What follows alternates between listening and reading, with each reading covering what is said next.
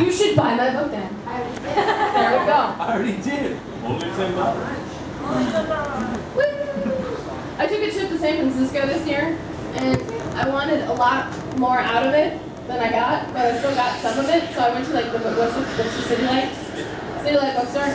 That is one of the bookstores that was frequented by a lot of beat poets. I got to go stand in front of Allen Ginsberg's plaque where he was read in front of what is now this little restaurant. For the first time, he read Howl Out Loud.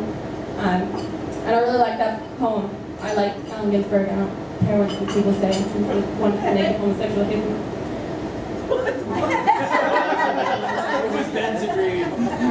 So this one's called Raspy Voices. When I hear the word howl, I think instantly to the poem articulating human youth at the prime of its conception. I hear a naked homosexual hippie frantically reading about how he sees the life, or lack thereof, by his uproaring generation. But howling is what animals do. Wolves howl at the moon, a romanticized notion of communication. The wind howls, a personified projection of molecules breaking the sound barrier, but humans howling. What would that sound like? Agony? Sadness? Anger? Would they howl from happiness?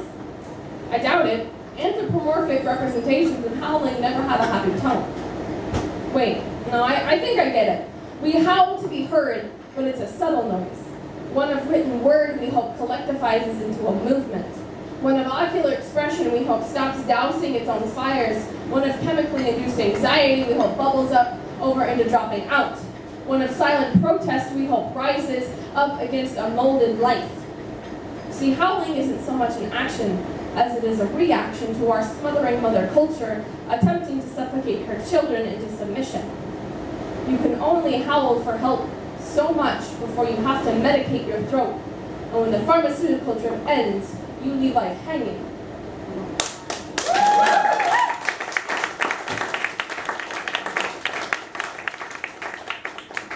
That's the homage to my beats. I said my beats. I do like beats though, they're delicious.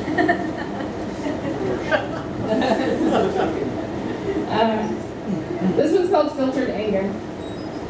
This one's not, I like the Big Lebowski. Does anybody else like the Big Lebowski? Woo! Yes, you do.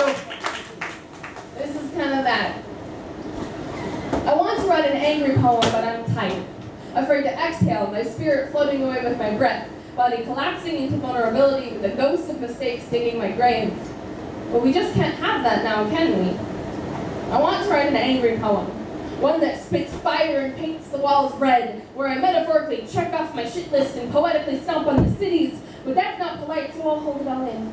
But I think steam fell from my ears, a veil of vapor choking my lungs, killing my words before they had a chance to crawl out of my mouth, leaving me dead with unfinished business. Then I would come back and haunt one of you until you brought my soul some peace. But we just can't have that now, can we? You cannot be. I want to write an angry poem, but what's the point? It'll just make my blood boil and turn my spit into acid, leaving the taste of decay in my mouth. And we just can't have that now, can we? So how do I fight the urge to release my rage upon the page? I pour myself a white Russian, puff a J, and chant, "Fuck it, dude, let's go bowling."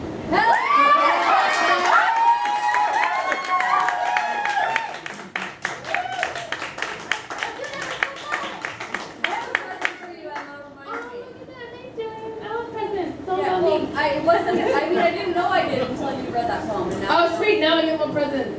My birthday's October 6th, bring me things. It's like 2 months away from today, actually. let's go bowling. Sweet, I like bowling. I can only do like 2 frames before my knee gives out, so. I've got 3 more poems for you people. We want 6. No, Dwayne. You want 12? You may want 12, so buy the book. That'll give you more. Yeah! This. Good camping. Thank you. I think each of these 3 count as 2 anyway. They're so good. I will write in your books your words matter. At the end of my book, you'll see your words matter. I am a complete believer that no matter what you want to say, your words still matter. Whether it to be just yourself or to one person out there who hears it. Doesn't matter if you've only written poetry once in your life. Somebody's going to hear it and they're going to relate to it. So, these are 2 that are semi-related to that. It's called Why I Write. I write my thoughts down on paper, often on notes, on walls, on news feeds, on bathroom stalls, on trees, and on canvas. I write my thoughts down just about everywhere I can. At any moment they become too much. I'm not proud of what I write. I do not do it to please others. I do not do it to please myself, and I do not do it for recognition. I write out of necessity, not out of artistic merit. I do not write because I want to watch me grow. I am living my life. I know where I've been, and I know where I am now, and I do not write to remember. I write in hopes to forget. I write it when it all becomes too much for my tiny human capacity, or when it gets overloaded with all the pain, sorrow, confusion, all of the bad. When I'm filled up past the max line with un-okay emotions, I write in hopes to bleed out my thoughts in ink on the paper so they can leave and never flow back through the pen to my veins and into my brain. I write an analogy to bloodletting, but instead of blood, it's thoughts.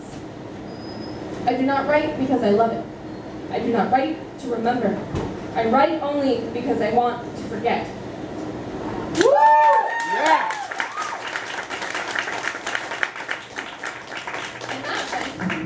Don't ever tell me to put my words away. Juxtaposed. Yes! Yeah, don't, because, then you end up in a poem and it gets published and, you don't ever come back to the pieces, right?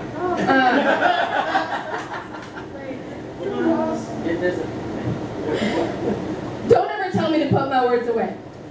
You don't just put your arm away. You don't just set your eyeball down and come back to it later. Inside this book exists my trove where I treasure my little scene vulnerability.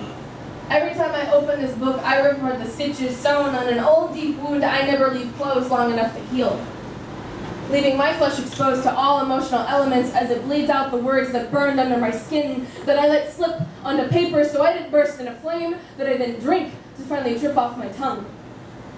Do not ever tell me to put my words away. You don't just tuck your leg into a drawer and hop off to return to it later. You don't just take your nose off and let it smell its own things for a few hours.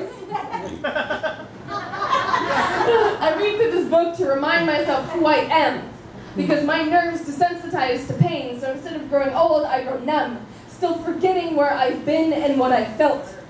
So rereading the emotions help my senses remember. Don't ever tell me to put my words away.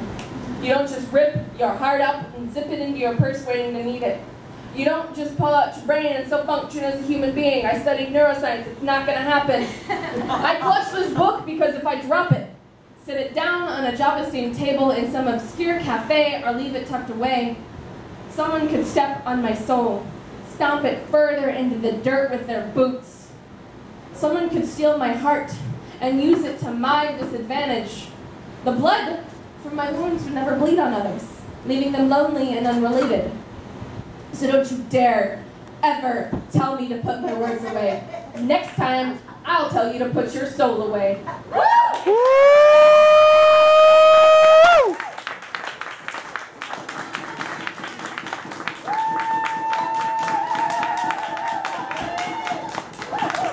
Thanks, everybody. This is my last poem for all of you. My parents have to go to sleep, people. But thank you all for coming. I appreciate all of your support. I appreciate all the messages I've gotten on Facebook. I appreciate all the text messages. I appreciate all your hugs. I really do. So do not feel sad if you message me and I don't message you back, because it's literally every day I wake up to something. So, but I appreciate it a lot. And your hugs. And buy me drinks, because that's a great thing too. But presents are good too. My birthday is literally 2 months from today. 2 months from today. When is it? 2 months from today. October 6th, is that right? Yeah, that's totally right. That's totally right. You sure now? October, baby. Woo! Leave this! My mother says I can't make a decision. You just spelled it out. Takes her forever. Thanks, Mom. Anytime. Love you. Bye, Tim.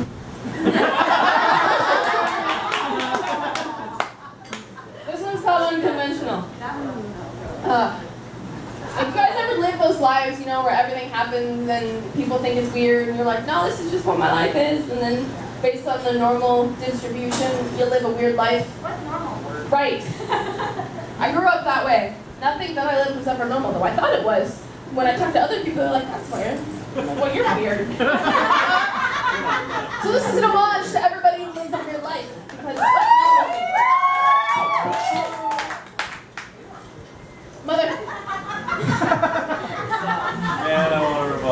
You want a bottle? Oh, I'll go get you one later. It's okay. Whiskey? I got you. How'd you know? Jameson? You have a great support group the day you come out and just want to be an alcoholic and get it over Wait, with. a That's okay. bottle of water? Yes. Hold the water. Unconventional. She wasn't going to save him. He wasn't going to keep her. But they tried anyway. She was a 30-some-year-old waitress who couldn't get pregnant. He was too old for her doctor who'd never seen the college campus, let alone a hospital, except maybe after a kickstand-induced binge, you do the math. A daughter was born. To two unlikely candidates between drug addiction and penny pinching, she survived fatherhood happy, bright-eyed, and not yet afraid to sing. Her mother wore a ring. Though it held no diamond, there was a wife and a husband and a child and love. So much love. But she could never find the wedding photo. School started, and so did the questions to words like bastard and wedlock. She knew her situation was different, but with no official unification, how could she begin to explain the word divorce? At 13, she was hiding. A secret no one told her, just words found on cardboard spilled out of a backpack her father always carried. She could never go visit him, so when he walked past her at Pike Place in full piss-stained garb on a Saturday with her mother and two friends, the sun stopped blinding her, and the cloud cover rolled in, illuminating the dark path ahead of her. She was aware of her abnormal experiences, consciously in tune to her parents' unconventional lives. At 24, she took a hard look in the mirror, hurtled to scream at its glass to crack it, her reflection looking more how she felt, fractured. She wrote in blood, arcing above her in a red crown, unconventional. Yes, she was unconventional. Parents never married, never educated, always poor, state-assisted, unconventional. Her friends were her family, blood means nothing but DNA, unconventional. Her best friend was once her lover. At 14, she had a child. She called her sister at age 20, unconventional. She is unconventional, and she would never change despite judgmental glares, pity frowns, and attempts to convince her otherwise. She stands, soaking in her broken reflection, when she looks to her left and to her right, and sees endless rows of cracked mirrors, and she realizes we are conventional. Thank you, Everett. Woo!